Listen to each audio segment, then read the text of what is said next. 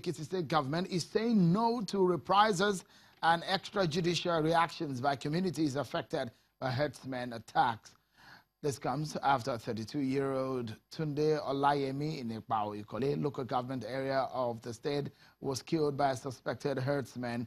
Governor Yulile Fayoshe believes the state anti-grazing law would need some addendum as he condemned the shooting of the deceased on his way from a cassava farm as one incident too many.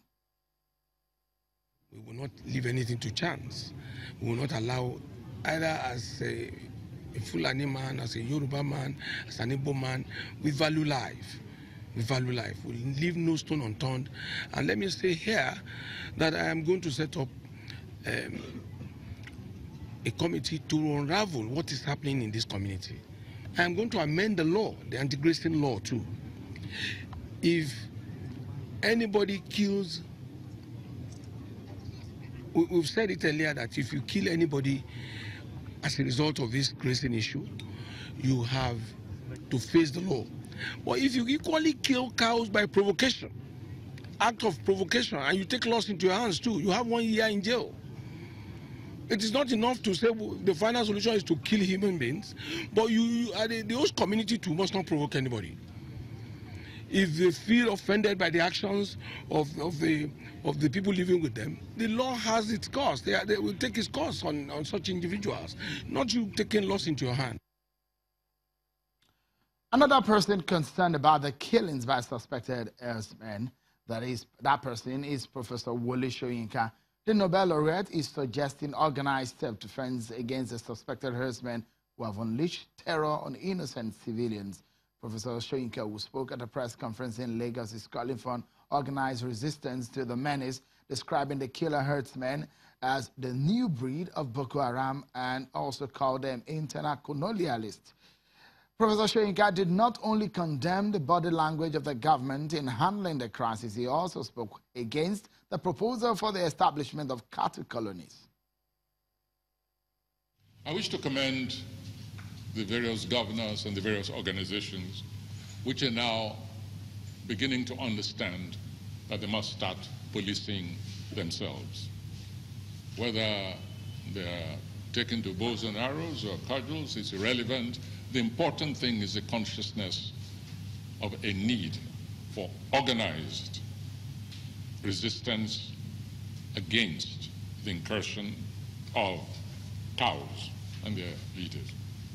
In Ogun State, we have formed, well, not that we've formed, shall we say we've reactivated what was a formerly sort of informal organization called OSHA, which is OSHA, Ogun State Hunters Association, and we intend to collaborate with similar movements all over the place, and with the police and the military, if they want to take the phenomenon seriously. Will be to ensure that anytime they see an armed herdsman, they report to the nearest police.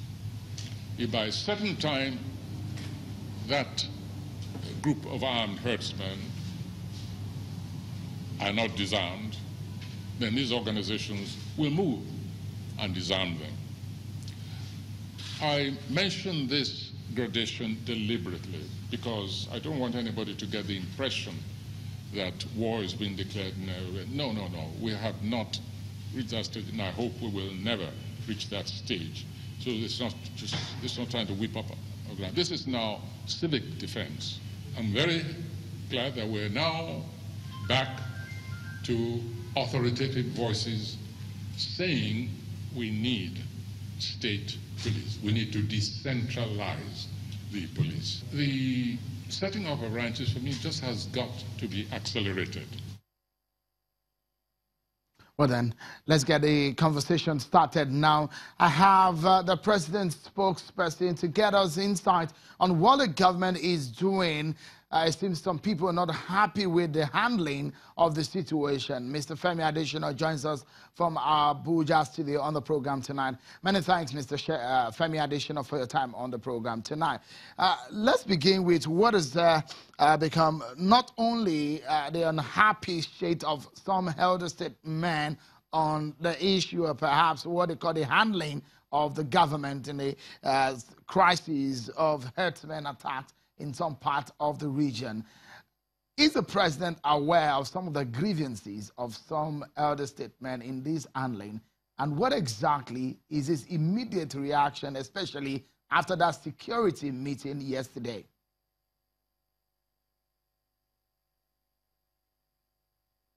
Thank you. Good evening. The president is not only aware, he has also responded to those allegations and accusations. Last week, when he met with Catholic bishops, he told them that he is aware that some people are alleging that he's just sitting in air-conditioned office, living in an air-conditioned home and not doing enough. And he told them what he was doing and that the government is doing its level best. So the president is aware of what some people are saying. But then I emphasize that word, some. It's not everybody that believes that government is not doing what it should do. A large number of people believe that government is tackling the issue.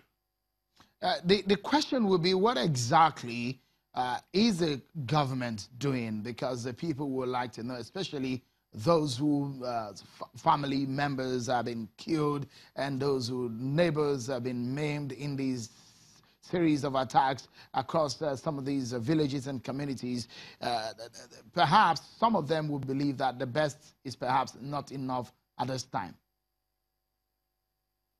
Well, for the purpose of reiteration, I'll go over those things again. At the Security Council meeting yesterday, the president was emphatic. He told all the heads of the security agencies to treat as criminals any group of people who bear arms illegally, be they herdsmen or militia or whoever they are, as long as they are not within the scope of those who should bear arms. Anybody found with illegal arms should be dealt with. That was what the president told the security agencies. Of course, you also must have heard about the exercise cat race that is taking off on the 15th in the Middle Belt region, which is meant to a large extent to also tackle this farmers' herdsmen crisis. And of course, you know that there is a committee of 9 governors, which is headed by the vice president. That committee is also tasked with the assignment of finding enduring solutions to the problem. So a lot is being done by the government. Is the president aware, perhaps, of this narrative that the herdsmen crisis that we see is not within the ramifications of the simplification of just some herders moving and not happy about their grazing route, that it's beyond that? Is the president aware of this concern from some Nigerians? If you hear what Professor Wole Soyinka said today, he did say these are new breeds of Boko Haram terrorists on our land. And these people are not just ordinary. They are carrying ammunitions that are more than what is allowed for citizens to carry. You know that all the security agencies in the country report to the president. He gets security report. So there is no way he'll not be aware if there is more than meets the eye in the herdsmen crisis. He receives security reports on regular basis. Therefore, he will be aware of all the nuances and all the perspectives and all the ramifications to the development. So the question would be, a lot of, even the vice president has spoken about this issue of state policing. Is the president committed, for example, in considering this urgently?